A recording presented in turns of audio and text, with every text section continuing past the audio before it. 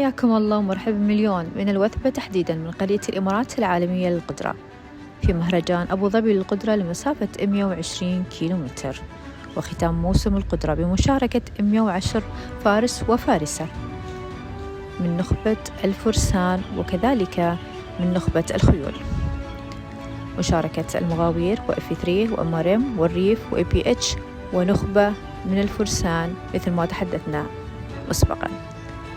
انطلاقة سعيدة وجميلة مع هذه الأجواء التي كانت وغطت أرضية الوثبة.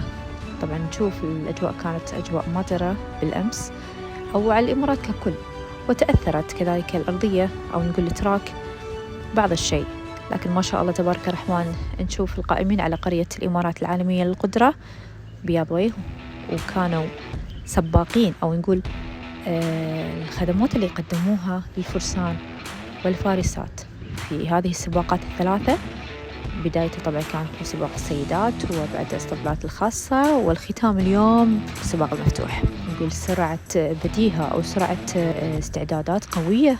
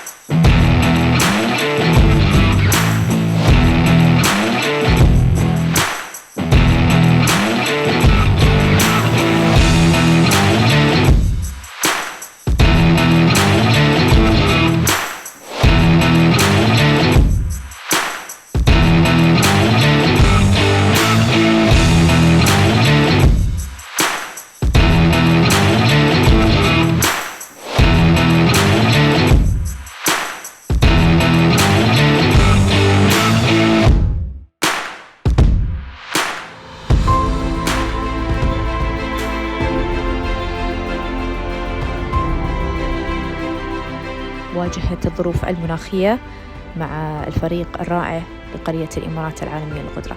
مشاهدينا نشوف معاكم طبعا المنطلقين، وفي المقدمة تنطلق اسطبلات F3 أو تتصدر اسطبلات F3 مع الفارسة مثل قبيسي ومنصور المنصوري الصدارة، وتلحقهم المجموعة التي كانت تضم المغاوير وAPH وكذلك F3 وMRM والبوادي وغيرهم من الاسطبلات. طبعا الفارق اللي خلاه أو البيس اللي انسحب مع F3 طبعا خلى جاب بينهم وبين المجموعة الأولى. طبعا الملاحقة استمرت على سرعة هادئة، وإذا بنتكلم عن الفرس أميرة المرشحة من اسطبلات F3 طبعا مع منصور الشدي، هذه الأميرة طبعا الأعين كلها عليها، نقول يعني الأنظار كلها على هذه الفرس الجميلة. مشاهدينا تظل المرحلة الأولى نقول هادئة مثل ما تحدث مسبقا نتيجة الظروف المناخية والتي أثرت على التراك. طبعا ما تخلي الفرسان يجافون في المرحلة الأولى، فكانت تأني نقول في التأني السلامة.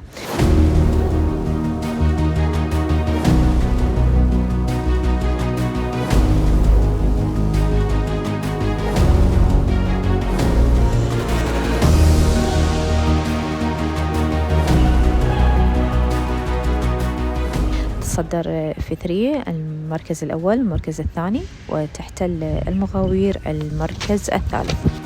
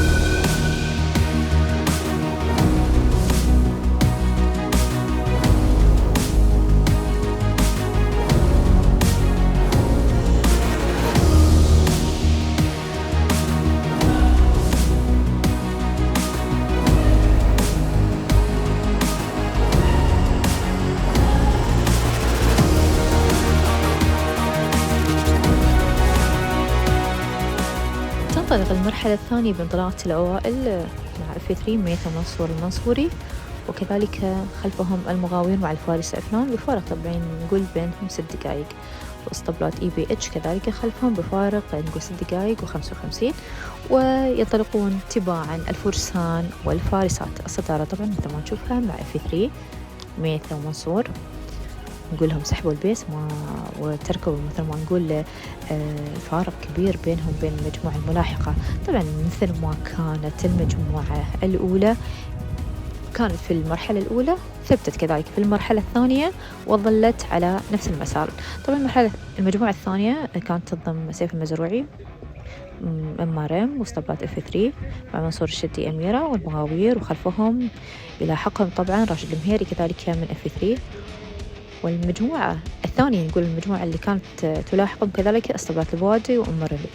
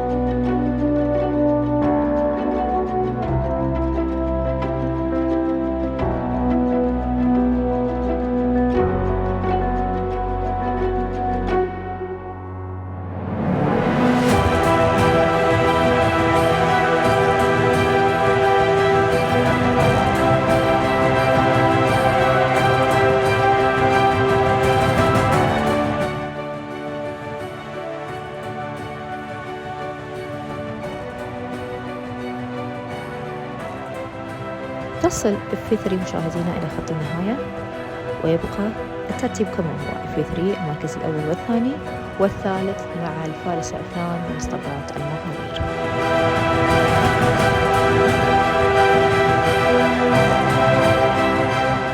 المرحلة الثالثة مثل ما شفنا كانت المراحل الأولى والثانية مراحل هادئة بس سريعة، والأجواء صراحة غلبت عليها هدوء. ما أعرف يعني الإحساس اللي أنا حتى كنت أتابع فيه ومصور، يعني إحساس الهدوء اللي كانوا مخيم على الفرسان والمدربين.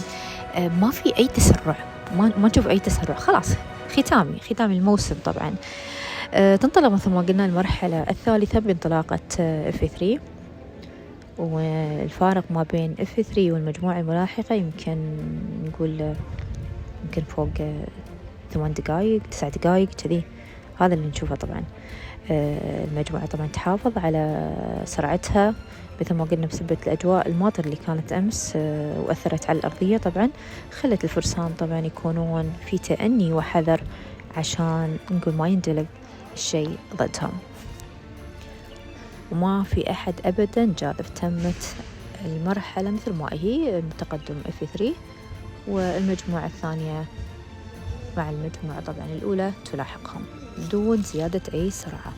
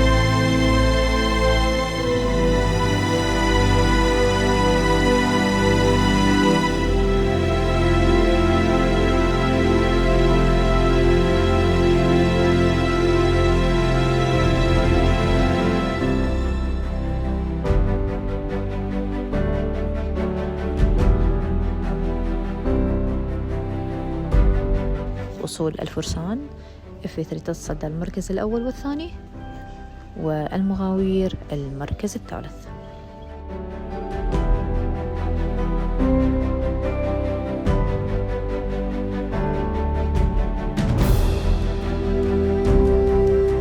المرحلة الرابعة مرحلة حلب الكاس، حلب الناموس، مرحلة التغيير والكش ملك. انطلاقة F3 مع ميثا ومنصور، وسرعة وفارق كبير بين الملاحقين. F3 وأمارم والبوادي والمغاوير طبعا يلاحقون المتصدرين. نشوف معاكم F3 بالصدارة ميثا ومنصور، لكن هني في شيء أثر شوية، ممكن المسافة اللي والسرعة اللي سووها F3 أثرت شوية على مجهود الخيل.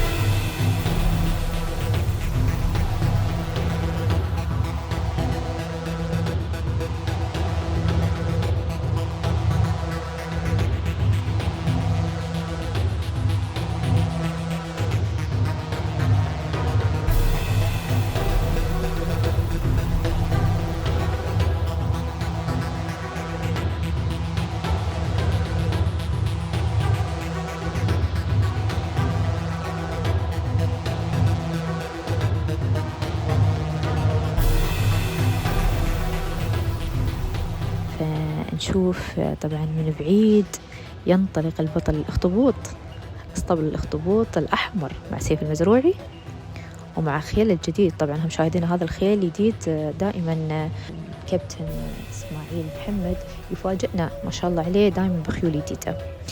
والخيل اللي يمتطيه سيف المزروعي هو أخ الخيل اللي كان أو تم تتويجه في سباق قطر سيف الأمير مع نفس الفارس. خيول جديدة ومعطيات رائعة. تصدر الفارس سيف المزروعي المرحلة الأخيرة وحصوله على اللقب الأول. الحمد لله، والحصان جديد أول مرة، وأداء عقب التأهيليات يعني صراحة حصان بطل.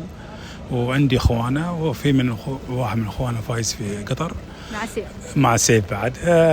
سيف ما شاء الله عليه يركب، وكلهم شباب ما في قصور فيهم، لكن السيف ما شاء الله يسمع الكلام ويعرف شو اللي أنا أبغى منه، والحمد لله. ومشينا على تكتيك معين في المرحلة الأخيرة وتوفقنا الحمد لله. نعم، تقريبا أنتم يمكن فتحتوا كابتن بعدين، يعني كنتوا بهدوء، وأنا شفت حمد كان قدام معانا ومثل ما تقول كأنه يبين يعني بيعطيهم التعليمات إن الحين تفتحون. صراحة الفتح لأننا شفنا، احنا كنا نراقب الخيلين اللي قدامنا، وراقبنا الخيلين اللي ورانا كانوا اوكي، كانوا زين، بس شوي تعبوا. يوم يعني العلم من قدامنا خير واحد مبند وخير الثاني على وشك، قلت بوي الحين وقته، وما شاء الله الحمد لله زدنا وخدنا الناموس. سيف ناموس مستحق، ختام جميل في الوثبة.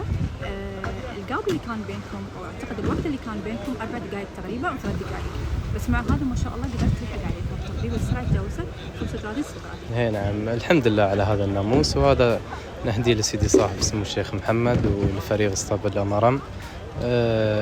احنا اليوم كان عندنا خيول جداد يعني، وانا حصاني جديد هذا ما عنده ولا مشاركة قبل، وتعرفين هذا صندوق نبطله ونشوف شو فيه، والحمد لله يعني توفقنا في المشترى، والحصان طيب وبينا هالشيء. نعم، حتى لو تكلمنا عن اللوب الثالث والثاني، انتم كنتوا في المجموعة، أبدا ما حاولتوا انكم تجازفون او تروحون مع الفتري؟ نعم، تعرفين انت الخيل الجديد ما تبين يعني تضغطين او يعني ما تعرفين شو بيصير في السباق، لان بعدها مراحل طويلة تكون، والأرضية بعد نفس ما شفتي البارحة كان مطر وطين، والحمد لله على هالناموس. والله الحمد لله. أحب أهدي هذا الفوز السيدي صاحب السمو الشيخ محمد بن راشد، والسيدي صاحب السمو الشيخ حمدان محمد على هذا الفوز.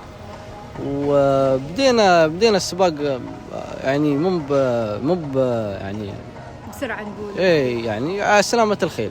نعم، لأن الترك كان كله طين وزلق. نعم، التعليمات اللي كانت جايه لميثا وانها بتتقدم، مثلا نقول هي كانت خطه انهم اثنين كانوا قدام وانت كنت في المجموعه؟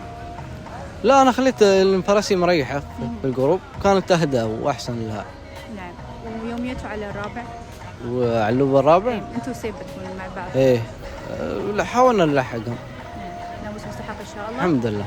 وتصدر ميثا من اسطبلات اف3 في المركز الثاني، وجاء الثالث من نصيب اف3 كذلك مع الفارس منصور الشدي مع الفرس أميرة مع شوقة الجماهير.